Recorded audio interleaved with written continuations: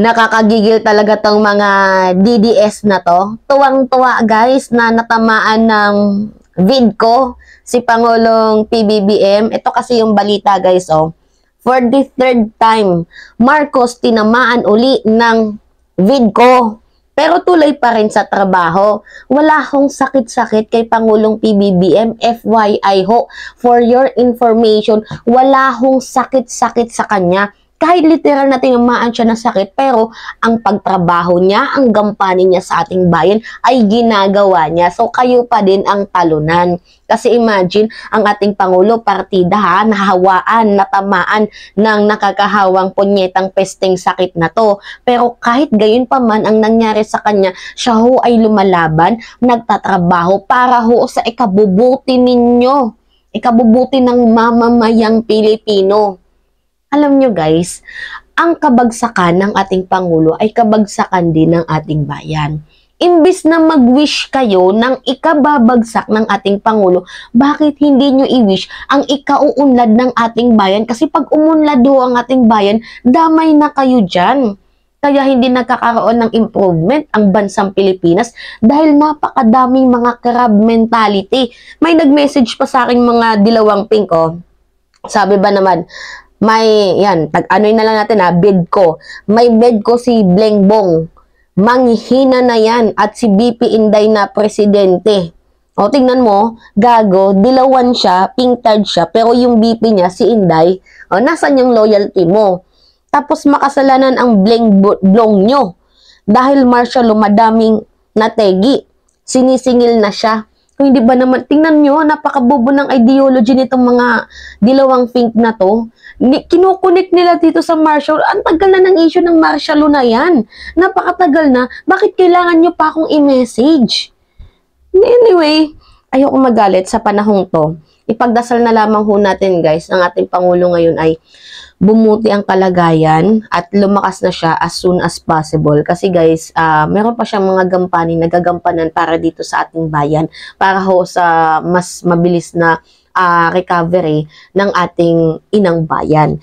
Anyway, sabi dito, kinumpirma guys ng Malacanang na naasa-isolate na ho si Pangulong Ferdinand Marcos Jr. 5 araw na ho matapos ulit mahawaan ng VIDCO. Kasi pang third time niya na itong mahawaan siya nitong setka na to, sakit na to. Gayon pa man, di raw niya iiwan ang mga responsibilidad. Even though na meron siyang sakit na VIDCO, pwede naman siyang mag-facilitate using internet kasi lahat naman ngayon guys is nakarely sa social media. So, meeting lang muna sa Zoom meeting, 'di ba?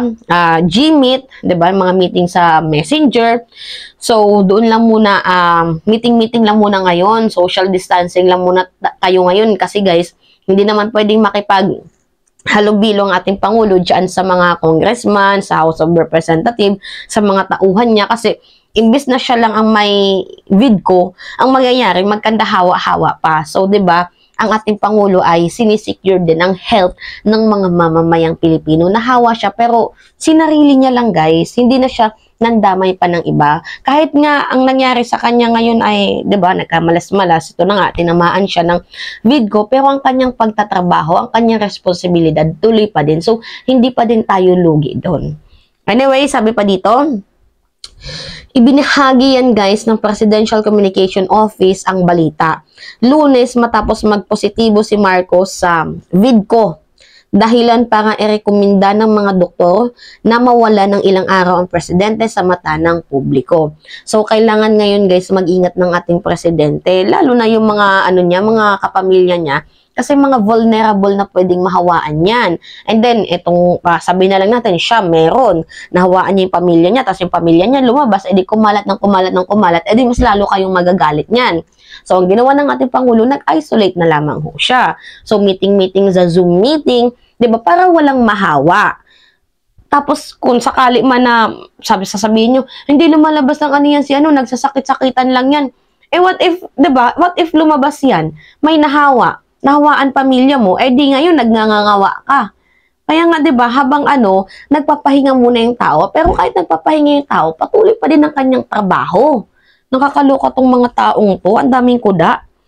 Anyway, The president remains fit to carry out his duty and will be continuing his scheduled meeting via teleconference. So lahat naman ngayon guys ay nakarely na sa social media, kagaya ko, para marinig nyo ang balita sa kung sakali man ayaw nyo manood ng TV, eto ako nagbabalita sa inyo. Or baka hindi nyo pa to nakikitang balitang to, at least meron na kayong update. Kaya pala si Pangulong PBBM medyo minsan namin makita na sa loob ng 3 araw, 5 araw, hindi na namin siya nakita. Kasi guys, meron hong naitamang dimalas na sakit sa kanya na galing ng China. So sabi pa dito, ito ang ikatlong beses na natamaan guys ng VIDCO si Marcos. Ang sakit ay sinasabing mas peligro sa mga senior citizen, gaya ng presidente, lalo na 66 anyos na siya.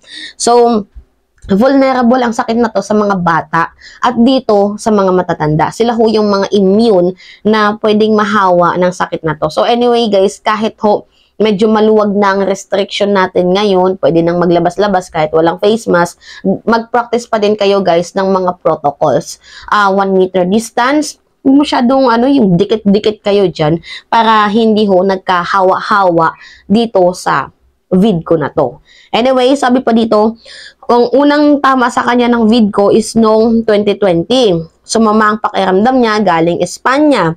At yung Hunyo 2022 naman, last year, ibinalitang nagpositibo ulit siya matapos sumailalim sa isang antigen test. So anyway guys, nasa naman si Pangulong PBBM ngayon, nasa pangangalaga naman yan. And alam ko din na kaya niyang labanan yan as soon as possible. Sabi natin 1 week, magaling na yan si Pangulong PBBM. Malakas at matapang yan, gaya ni Apulakay. Talagang walang binabangga, walang sinasanto eh. Lahat ng mga bumangga, kanyang hinaharap yan. So, sakit lang yan. Nandito tayo, ginagawa niya tayong inspirasyon. Lagi niyang sinasabi sa sarili niya na hindi ako pwedeng tumagal dito sa facility area na to dahil merong mga mamamayang Pilipino ang nag-aantay sa akin. Hindi lang 31 million voters, kundi 111 million people ng buong Pilipinas. Kasi hindi lamang siya presidente ng 31 million na bumoto sa kanya, kundi presidente siya mismo ng 111 million na tao dito sa bansang Pilipinas. So ngayon, imbis na maghingi kayo sa may kapal ng ikababagsak downfall ni Pangulong PBBM, i-wish nyo na lang yung sarili nyo na umunlad kayo. Hindi para puro na lang kayo rally, puro reklamo. So, trabaho din ng pag may time. Iwasan din yung kakadaming daming chismis sa social media. Magtrabaho. Anyway, yun lamang ho guys, at it's me again, si Mima Alicia nyo. Nagbabalik ulit para sa ating panibagong video.